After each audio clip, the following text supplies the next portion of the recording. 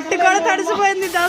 Hey hi everyone, మేము ఎప్పుడు మచిలీపట్నం వచ్చినా సరే మా హస్బెండ్ ఎక్కువగా ఏం తీసుకుంటాడో చెప్పనా, ఐస్ క్రీమ్స్, మిల్క్ షేక్స్. నేను బన్నీగాడు ఖాళీగా ఉన్నాం కదా అని వెళ్ళండి నాకు మిల్క్ షేక్ తీసుకురండి అని పంపించాడు. తను ఒకడే తాగితే బాగోదు కదా అని మీరు కూడా ఏమన్నా తెచ్చుకోండి అని మనీ అయితే ఇచ్చాడు. ఇంట్లో చాలా మంది రిలేటివ్స్ ఉన్నారు కదా అని ఫ్యామిలీ ప్యాక్ ఐస్ క్రీమ్ తీసుకుందాం అనుకున్నాము.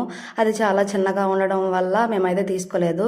అరుణ్ బైట్స్ అయితే తీసుకున్నాము. మన వాళ్ళు కూడా ఎప్పుడు ట్రై చేసి ఉండరు, కొత్తగా ఉంటుంది కదా, మంచికి 3-4 అలా ఇవ్వచ్చు అని ఇంకా అరుణ్ బైట్స్ తీసుకుని అయితే ఇంటికి వెళ్తున్నాం. ఇంకా అక్కడ ఉన్న ఆయన చెప్పాడు తొందరగా తీసుకెళ్ళి ఫ్రీజర్లో పెట్టుకోండి, కూలింగ్ తగ్గిపోతాయి అన్నారు. ఇంకా ఇంటికి వెళ్ళిపోయి అవి ఫ్రీజర్లో పెట్టేసి మళ్ళీ రిటర్న్ అయితే వచ్చాము. మా హస్బెండ్ కోసం మిల్క్ షేక్ తీసుకుంటాకి లస్సీ షాప్కి అయితే వచ్చాము. మేము ఎప్పుడు మచిలీపట్నం వచ్చినా కంపల్సరీ లస్సీ షాప్కి వచ్చి ఏదో ఒక షేక్ తాగే వెళ్తాము. ఇంకా మా హస్బెండ్ కోసం అయితే పిస్తా మడ్ అయితే తీసుకువెళ్తున్నాను. మీలో ఎవరైనా ఇక్కడ టేస్ట్ చేస్తుంటే కామెంట్ చేయండి.